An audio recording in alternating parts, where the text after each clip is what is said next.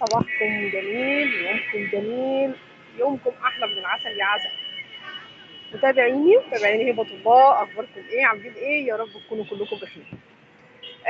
موضوع مهم جدا حابه اتكلم فيه، الا وهو موضوع الاكتئاب من مرض العصر. كتير مننا بيجي عليه اوقات بيبقى حاسس ان هو مكتئب، حاسس ان هو زهقان، حاسس ان الدنيا كلها مقفوله معاه، حاسس ان هو مش عارف يحقق احلامه. عندي احلام كتير وعندي طموحات كتير وعندي نفسي مش منحصره في موضوع ان انا اخس، لا، عندنا طموحات كتير. بتيجي علينا لحظات بنحس ان احنا مش قادرين نكمل، بنحس ان الدنيا خانقانا، زهقانين. في اللي بيجيله بنوم كتير، في اللي بيجيله بقله نوم. طيب ايه الحل؟ طب نقدر نخرج من الحاله دي، نقدر نخرج منها ازاي؟ طيب تعالوا بينا كده اقول لكم.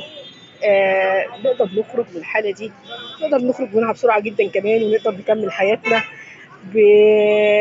بامل وتفاؤل ان دايما بكره طول ما هو في علم الغيب وعند ربنا اكيد هيكون افضل بكتير جدا جدا جدا. اول حاجه هتعملي زي كده، هتخشي تلبسي لبس لون انت بتحبيه قوي. انا عن نفسي بحب اللون الكشمير ده. تخشي تلبسي لبس، اختاري اللون كوني انت بتحبيه، كوني انت بترتاحي له نفسيا. البسي، خدي بعضك وانزلي، امشي، خليكي ماشيه في الشارع، بصي لكل حاجه حواليكي، بصي للشمس وهي طالعه، بصي لنور ربنا اللي مال الدنيا كلها، اللي دايما بيدينا امل. دايما بقول لكم كل يوم لما نصحى من النوم الصبح ونشوف الشمس وهي طالعه وماليه الدنيا بنورها، تدينا امل جديد ان احنا نقدر نكمل ونقدر نعمل حاجات كتيره جدا جدا جدا في حياتنا. امشي، خليكي ماشيه في الشارع، امشي كتير كتير. تعرفوا ان المشي بيخرج الطاقه السلبيه من الجسم؟ تعرفوا ان المشي بي... بيدي حاله ارتياح نفسي، وبيعالج موضوع الاكتئاب معانا كويس جدا جدا جدا. طيب وبعدين وانتي ماشيه في الشارع كده، لو انتي من سلام عليكم الطرحه بتاعتي، ايوه كده تمام كده. تحبي الشوكولاته؟ هاتي شوكولاته، ايه المشكله؟ هبه انت اللي بتقولي لنا الكلام ده؟ طب احنا عاملين رجيم، احنا بنتكلم ان احنا عاوزين نعالج حاله الاكتئاب اللي احنا فيها، فمش كارثه، مش كارثه ان انا وانا ماشيه اشوف حاجه انا بحبها زي شوكولاته، زي بونبوني، حتى شيبسي، اي حاجه من اللي هي بتاعت الاطفال دي، مش مشكله، مش كارثه. المهم ان انا عايزه اليوم ده، انا عايزه اخرج عشان اخرج من حاله الاكتئاب اللي انا فيها. فلبست الطقم الحلو، تجملت قليلا، مش جامد طبعا. مشيت في الشارع، فضلت ماشيه ماشيه، ببص في الشمس، ببص للشجر حواليا وبمشي. ايا كان انت كنت فين، حتى ولو كنت في قريه، حتى لو كنت في الريف، ده اجمل حاجه المشي وسط الزرع ووسط الغيطان ووسط الهواء النقي الجميل ده. تمشي تأملي كل حاجه حواليك، تأملي نعم ربنا، حركي ايديكي كده. انا بحرك ايدي وبحرك رجلي وبمشي وبروح وباجي. غيرنا نايم في المستشفيات لا بيحرك لا ايد ولا رجل، اعافاكم الله يا رب. فرغي من دماغك الافكار السلبيه ومشي كتير. رجعي البيت تاني، البسي لبس حلو. آه الميك اب، حطي ميك اب في بيتك بقى مش بره. البسي لبس حلو، اعملي اكل حلوه كليها. بعد كده نتوضى، نقعد نصلي، نستغفر كتير جدا جدا جدا جدا. كثرة الاستغفار بتشيل عننا الهموم. استغفري طول ما انت قاعده، استغفري، اعملي ليكي وقت مع ربنا كده. اتوضي واقعدي صلي وادعي ربنا ان يخرجك من الحاله اللي انت فيها.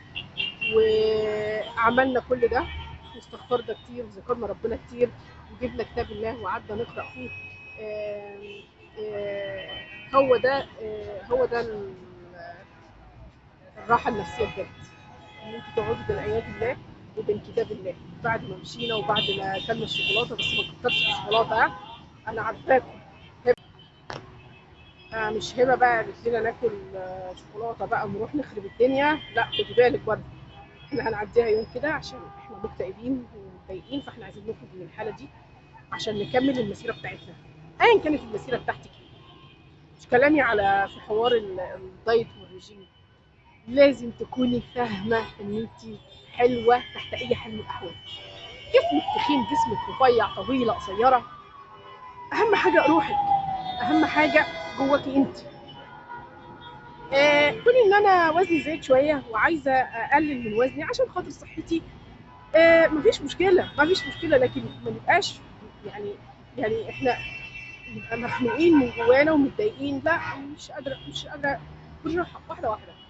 ولكن لازم يبقى عندك حلم، لازم يبقى عندك هدف تحاولي توصلي له، لازم ما نعملش زي الناس اللي فضلت تأجل تأجل تأجل في أحلامها لحد ما اتدفنت معاها. أيوه للأسف فضلوا يأجلوا في أحلامهم لحد ما العمر انتهى والحلم اتدفن معاهم في في المقابل.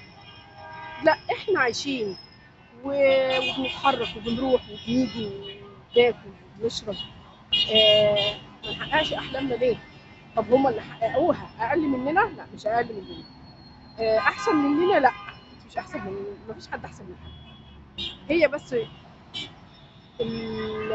قدراتنا، قدراتنا هي القدرات بتفرق من حد لحد. ولكن ما نصعبش الامور على نفسنا، نستعين بالله ونبدا واحده واحده هتوصلي. حتى ولو بدأت تشتغلي على حلمك وهدفك، حتى ولو مش بنسبة 100% هتوصلي. هنتأخر شوية مش مشكلة بس هنوصل، صدقوني هتوصلي. يا رب يكون فكرة الفيديو عجبكم، واتمنى ان انتوا تعملوا لي لايك للفيديو وتعملوا لنا اشتراك للقناة وشير عشان يوصل لكم كل جديد. يعني حبيت اتكلم معاكم كده شوية امل كده، ونحاول نخرج من الاكتئاب اللي احنا فيه، عشان دايما دائما دائما اللي بيعمل رجيم او اللي بيعمل دايت بيصاحب معاه شويه حاله من الاكتئاب او حاله من القلق. كون ان انا حاطه في دماغي ان انا محرومه او طب دايما رابطين الدايت والرجيم بالحرمان، لا اربطيه بصحتك. الرجيم مش رحله وهتعدي، اسلوب حياه عشان صحتك، تمام؟ فخديها بالمبدأ ده، بلاش ناخدها انها حرب وحرمان ولا. دايما كل يوم اصحي من النوم واقف قدام المرايه، انا هوصل، انا هقدر، ان شاء الله توصلوا لاحلامكم وانا هوصل لحلمي. ما زلت عندي حلم وما زلت مؤمنه ان انا هوصل له، ان شاء الله هوصل له، وانتوا هتساعدوني وانا هساعدكم، وايدينا في ايد بعض، وهحقق حلم وهتحققوا حلمكم. بكره هفكركم يلا قومي استعيني بالله، بطلي كسل، قومي اشتغلي على حلمك، اشتغلي على حلمك، فكري في نفسك، فكري في صحتك، فكري في حياتك. انت تحت اي حال انت جميله جدا جدا جدا جدا.